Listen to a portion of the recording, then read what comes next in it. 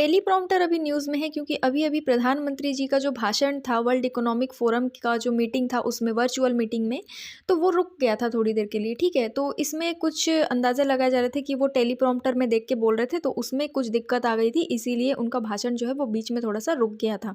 तो इसीलिए टेलीप्रॉम्प्टर चर्चा में आ गया है, तो हमको ये जान लेना चाहिए कि टेलीप्रॉम्प्टर होता क्या है? देखो, टेलीप्रॉम्प्टर को ऑटो क्यू भी कहते हैं।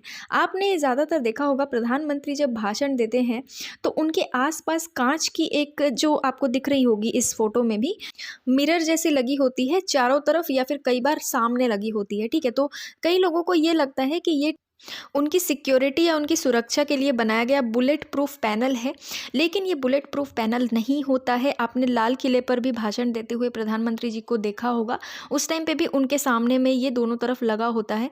तो ये क्या होता है, इसको टेलीप्रॉम्प्टर कहते हैं, ठीक है? टेलीप्रॉम्प्टर को ऑटो क्यू भी कहते हैं।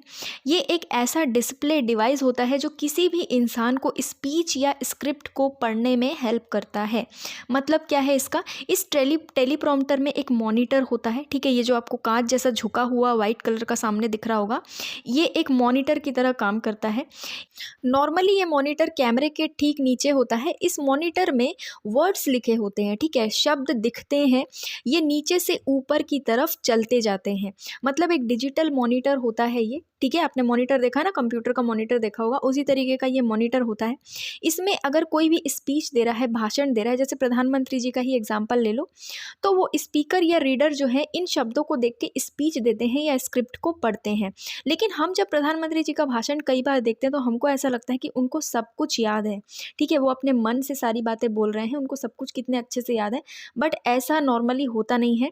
इनको सब कुछ याद होता नहीं है, ये स्क्रिप्ट या स्पीच को कई बार पढ़कर, टेलीप्रॉम्प्टर से पढ़कर बोलते हैं, ठीक है? तो अगर आपको कभी ऐसा लगे कि प्रधानमंत्री जी या फिर कोई भी भाषण दे रहा है और आपको लग रहा है कि वाह यार, इनको तो सब कुछ याद है, बट ऐसा नहीं होता है, नॉर्मली ऐसा नहीं होता है। कई बार ये लोग क्या करते हैं, टेलीप्रॉम्प्टर से पढ़कर स्क्रिप्ट या भाषण को बोलते हैं, ठीक है? ये एक डिजिटल मशीन होता है जिसमें आपको जो भी बोलना है, आपका भाषण तो देखो यार पहले से ही लिखा होता है, ठीक है? पहले से तय किया जाता है कि भाषण में क्या क्या बोलना है।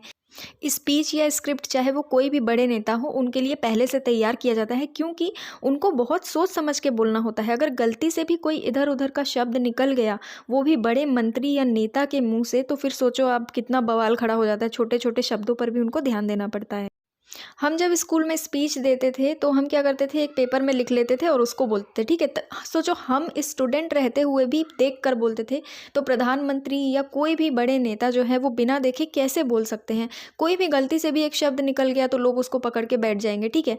ये नहीं देखेंगे कि गलती से निकला या जानबूझ के निकला है ना। तो बहुत ही सोच समझ के इनको भाषण देना होता है, तो इसीलिए टेलीप्रॉम्प्टर का यूज़ ये करते हैं। ये मॉनिटर एक ग्लास जैसा होता है जिसमें सारे शब्द लिखे हुए आते रहते हैं और देख देख के उनको बोलना होता है।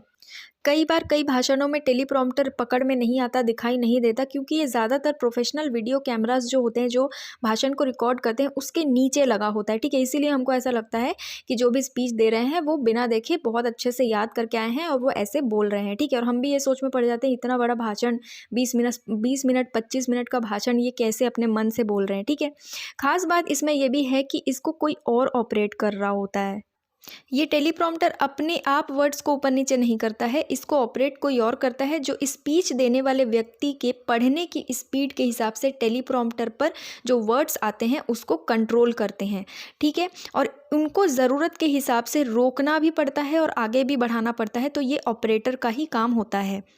क्योंकि कई बार मंत्री बोलते बोलते थोड़ा आराम से बोलने लग जाते हैं ना, कई बार बहुत जल्दी जल्दी बोलने लग जाते हैं, तो उस तरीके से इसको ऑपरेट करना पड़ता है। प्रधानमंत्री नरेंद्र मोदी जैसे जो हमारे इंडिया के बड़े बड़े नेता हैं, उनके मामले में कई बार टेलीप्रॉम्प्टर का जो कंट्रोल होता है वो स्पीकर के हाथों में होता है, और वो टाइम टू टाइम ज़रूरत के हिसाब से टेलीप्रॉम्प्टर पर जो शब्द आ रहे हैं उसको रोक भी सकते हैं, आगे भी कर सकते हैं और पीछे भी कर सकते हैं, ठीक है? टेलीप्रॉम्प्टर का पूरी दुनिया में पहली बार यूज़ हुआ था 1948 में अमेरिका में। अगर कॉस्ट की बात करें तो टेलीप्रॉम्प्टर की इंडिया में जो कीमत है वो 1.5 लाख से 2 लाख रुपए से शुरुआत होती है, जो कि 17 से 18 लाख रुपए तक हो सकती है, ठीक है?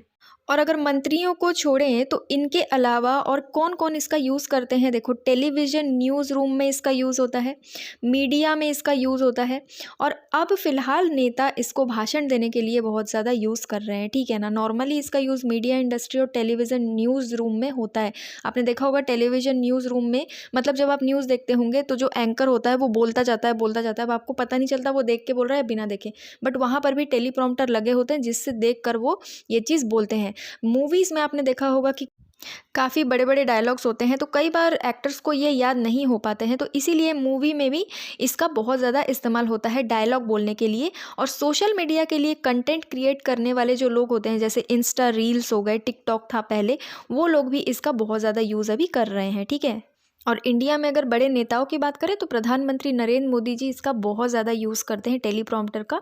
इसीलिए ये कई बार लोगों के ज़हन में आता है कि वो बिना देखे इतना लंबा भाषण कैसे दे देते थे। तो आज हमने इसको डिटेल में डिस्कस किया है, टेलीप्रॉम्प्टर क्या होता है, कैसे काम करता है, कौन ऑपरेट करता है, ठीक है। फिर भी अगर आपको कोई डाउट या कन्फ्यूजन हो तो आप मुझे कमेंट बॉक्स में पूछ सकते हैं। ज़्यादा करंट अफेयर अपडेट्स के लिए इस चैनल को सब्सक्राइब करें। आज के लिए इतना ही। आई होप आपको ये टॉपिक समझ में आया होगा। Thank you.